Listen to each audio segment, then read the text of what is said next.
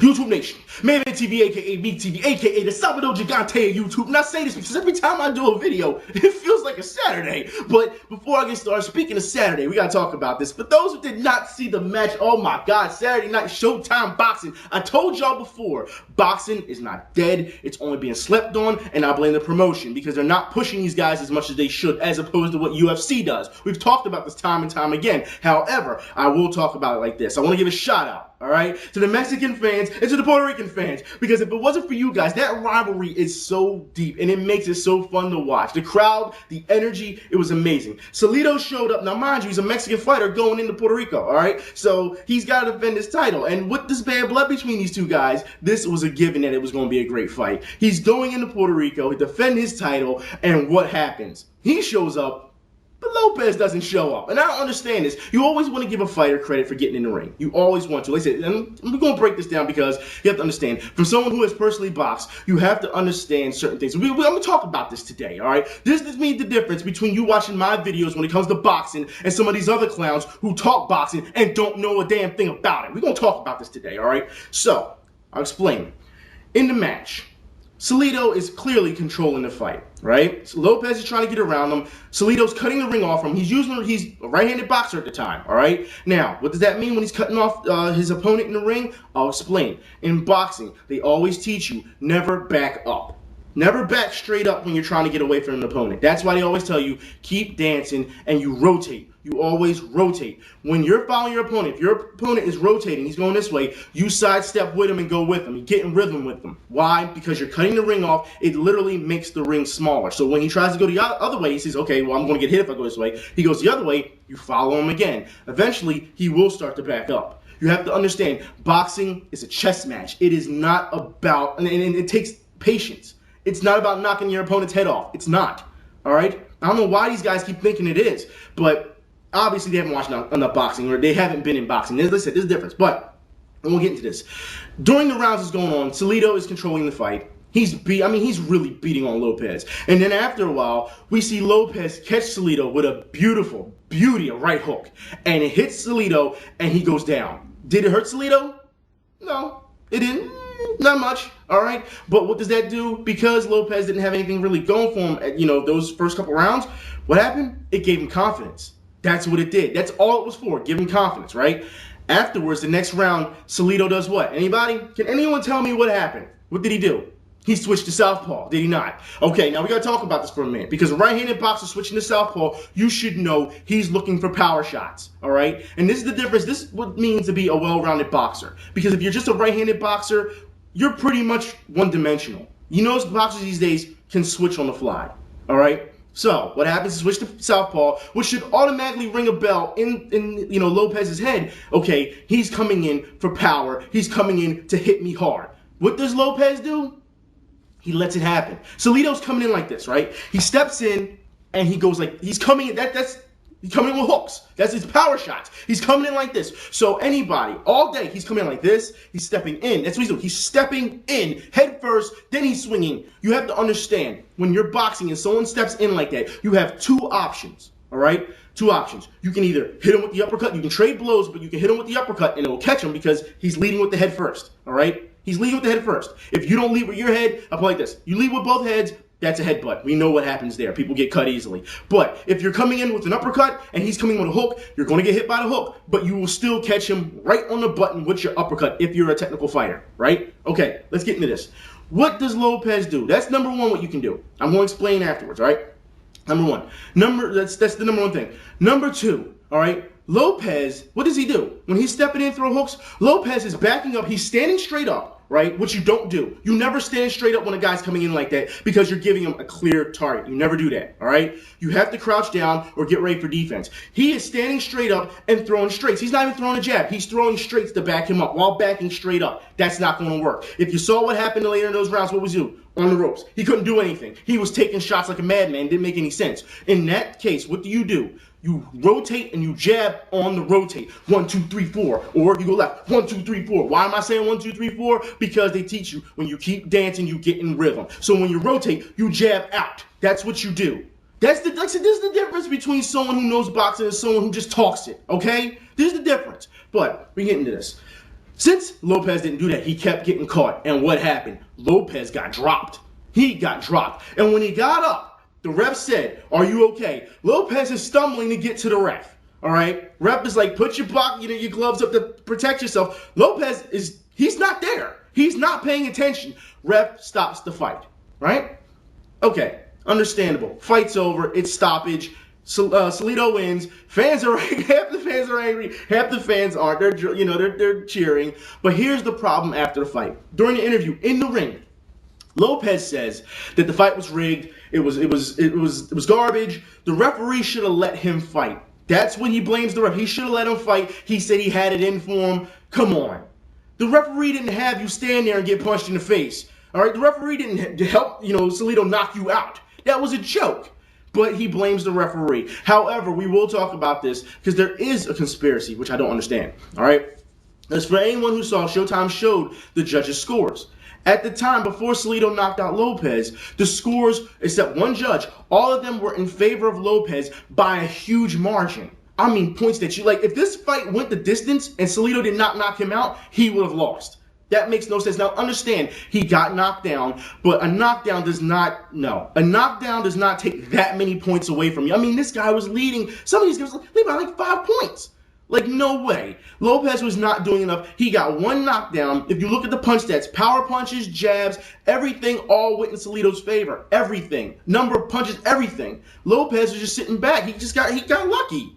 It was a beautiful punch, but come on. When you're looking at the punch stat numbers, it made no sense. There's no way Lopez should have been leading by that much of a margin. No way. All right? Like I said, so that's where the conspiracy comes in. Now, I understand that he's in Puerto Rico and it's going to favor the home fighter, but there's no way that he should be leading by that much against the champion. No. Something's not right there. And people on Showtime said that, that maybe the judges aren't, paying attention as much as they are. Well, if that's the case, they shouldn't be judges. They really shouldn't. Because I'm thinking to myself, I'm like, what fight did they watch? You know what I mean? Before the knockout, yes, Lopez should be leading on points, but not by that large of a margin. It didn't make no sense. Anyways, I want to move on. It was a great fight. Congratulations to Mexico. Puerto Rico fans, you have nothing to be ashamed of. You really don't. You all brought the heat. It was great. It was a great fight to watch. It really was. I need to talk about a little bit more about boxing real quick, all right?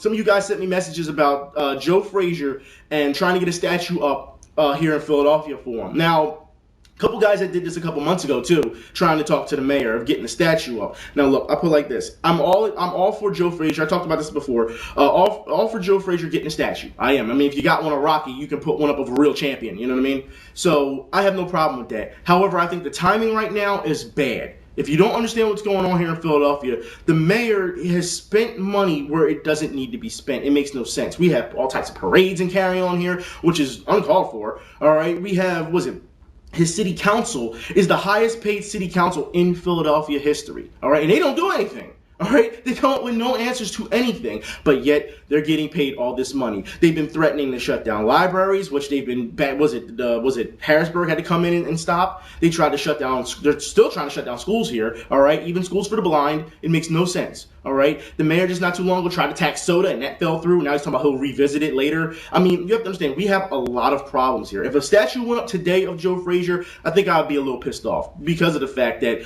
there's so many more things that need attention, serious issues. So even though I'm for the statue, I would say just not right now. Not right now. All right. Now, I need to move on, guys.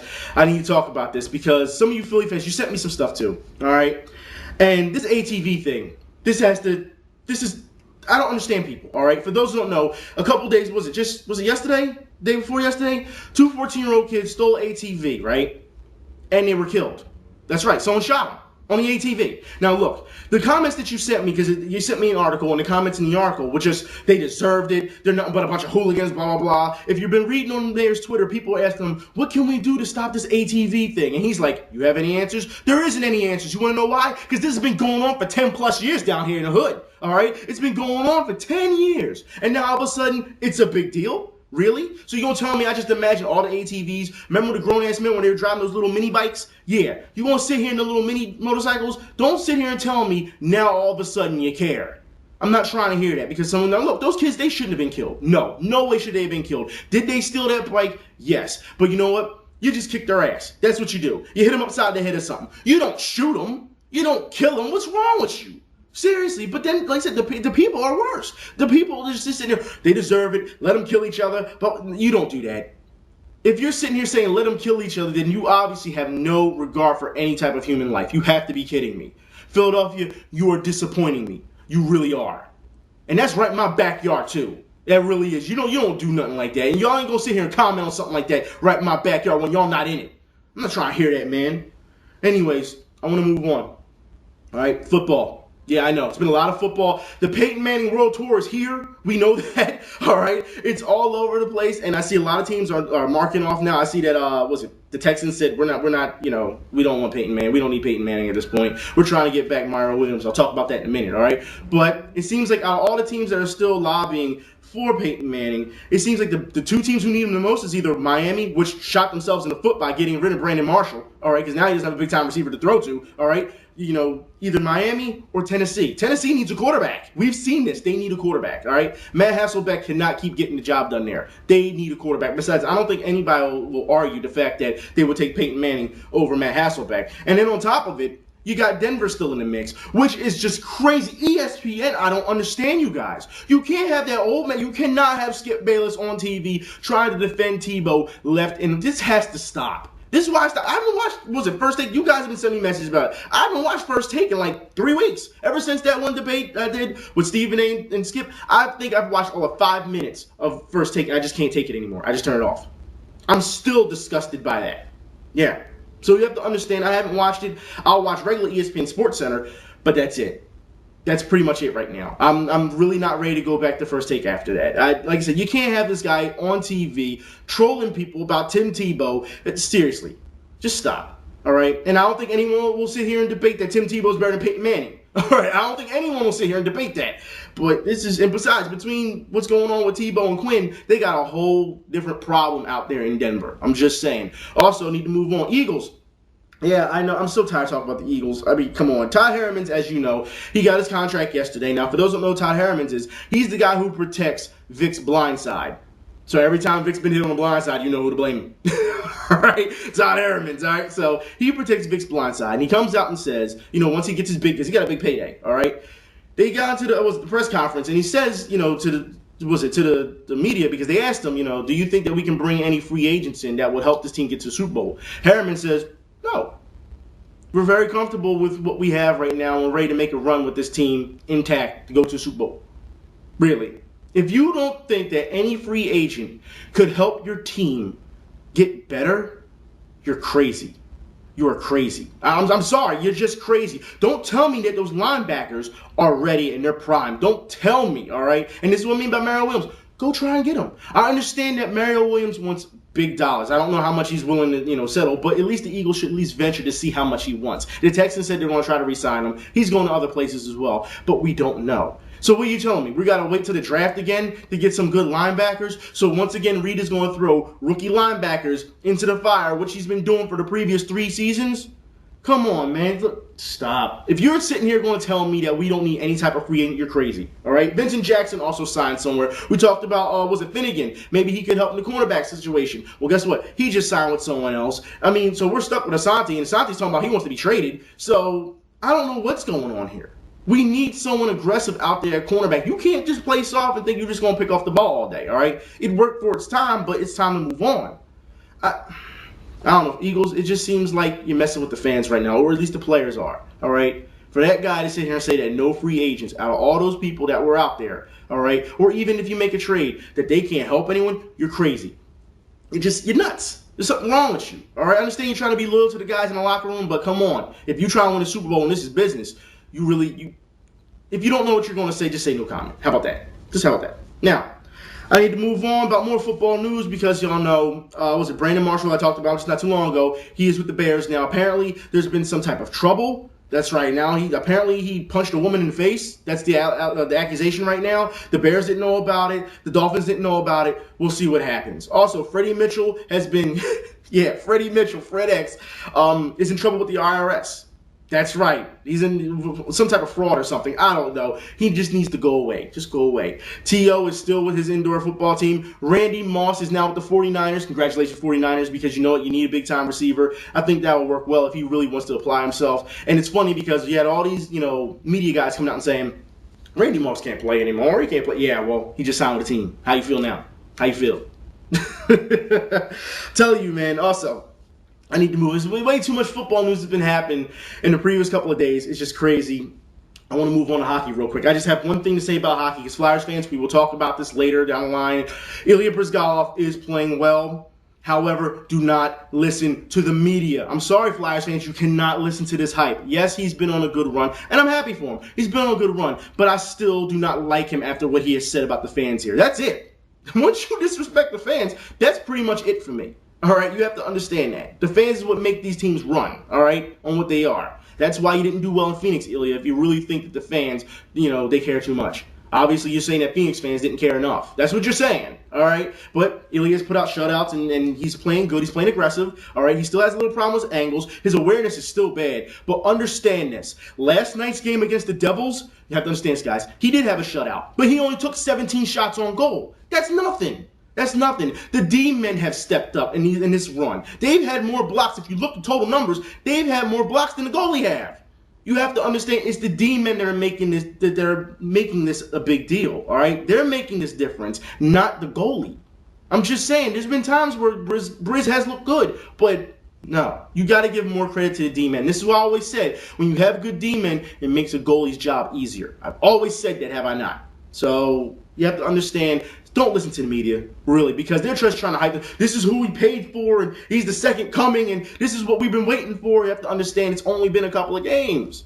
It's only been a couple of games. It's not like he was playing like this the whole season. It's been a couple of games. Stop listening to the media. They don't know what the hell they're talking about, all right? Anyways, I need to move on to the Sixers. We're going to talk basketball. I know. Basketball time.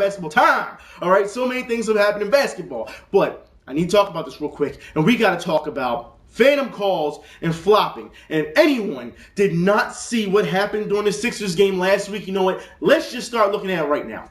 Defense, man, but on the offensive end, he does a great job of carving out point-blank space right at the front of the rim. Defense, man, but on the offensive end, he does a great job of carving out point-blank space right at the front of the rim. Space right at the front of the rim. Brandon Jennings got hit in the mouth there on Drew Holiday's pump fake. He's still down, looking for a whistle. Meantime, Thaddeus Young got the friendly roll. Jennings, who had 19 in that first quarter. Yeah, because Brandon Jennings is so hurt that he had no problem getting the ball on offense, running down the other end and scoring with no problem, right? Yeah, he was so hurt. Look, he faked it. It's that simple. But karma comes back to Brandon Jennings. He's been hot tonight. He's got 3 threes and 6 tries. Don't count. He's been hot tonight. He's got 3 threes and 6 tries. Don't count it. That time. The ball on Jennings. I don't know how much of an offensive foul that one was, but I think that's just karma from the play before. That was a pretty clean play by Brandon Jennings, but the offensive foul. Karma on the play before. That was a pretty clean play by Brandon Jennings, but the offensive... Of course that would happen with Jody Meeks, right? I mean, seriously, the guy's playing defense as it is anyway, and then he's got to act like he was, he was fouled, he was charged. He wasn't charged. This is soft. I'm telling you guys, this pisses me off so bad. The NBA has become a joke. Oh my God, I'm telling you, I cannot stand when soft players get rewarded. And everyone in the stands at the time was like, oh, yeah, he fouled him. Obviously, all those people in the stands have never played basketball ever before. Ever. And you have to be kidding me. But speaking of soft, we talked about not too long ago about the NBA Slam Dunk Contest. And a lot of you guys voiced your opinion on how bad it was. And it's funny because some of you guys sent me messages about the D-League Slam Dunk Contest and how it was better than the actual NBA Slam Dunk Contest. So why aren't these guys getting the shine that they deserve? You know what? I don't know. But let's look at the Slam Dunk Contest from the D-League.